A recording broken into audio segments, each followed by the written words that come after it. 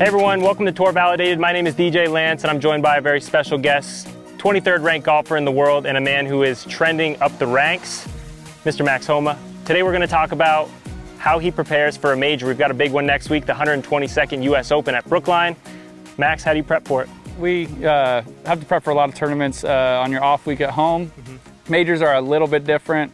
Obviously, it's a little bit more heightened. I would say that my prep is just a little more attention to detail. US Opens are easy. You're gonna hack out of the rough a lot. I don't need to practice that. But that means I'm gonna have a lot of wedges, trying to get up and down for par. So try to tighten that up.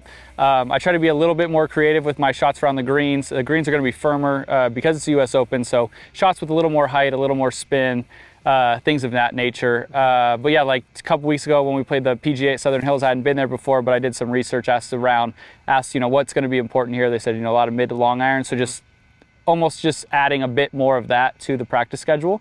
But yeah, it's just, like I said, it's just a shade more heightened. You don't want to go crazy, but at the same time, you want to make sure you feel ready, like right when you get there. Right. So for someone at home who's watching this, you say you don't do a ton different, you're going to heighten certain areas and make sure you're prepped, but how can someone at home prepare for something that's a major to them? That could be a state open qualifier, that could be a USGA qualifier, even a USGA event, or maybe even a member guest for a lot of these individuals. Member guest a little different. Practice your alcohol tolerance. I think that's important. Just a little, you know, find what your perfect buzz is. Yes. But if it's USGA event, obviously maybe a little more serious.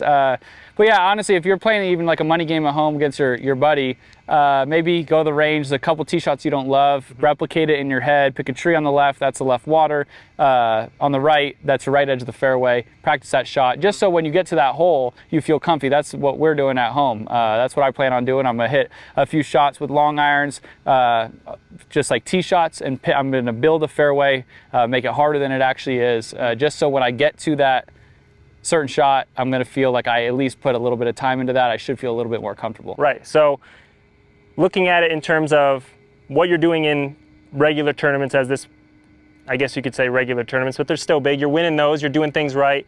How much of what you're doing this far, as far as the right things, do you carry over into a major? There's almost like that feeling, I don't want to change too much because I'm doing so much right now. Yeah, it's still golf. Yeah. I think that's what I'm learning a little bit. I had my best finish in a major at the PGA most recently.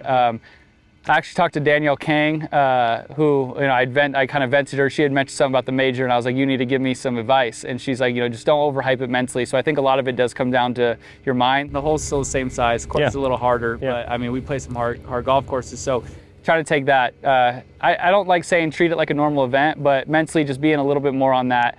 Patience is a really big deal in majors. That's what I'm learning. You're going to make bogeys, and that's okay. Right. Try to do your best not to make doubles, and know that you're going to get on your runs. So I'm trying to implement that a little bit more. So a lot of it's mental, but like I said, it's golf, man. Like you still got to hit great 7-irons, still got to hit the ball in the fairway, you still got to make putts. So you still need to do your normal stuff, but it's going to be harder, and you almost have to just prepare for that adversity. So in terms of majors, what percentage of your practice goes into the long game and prepping for those tee shots versus short game?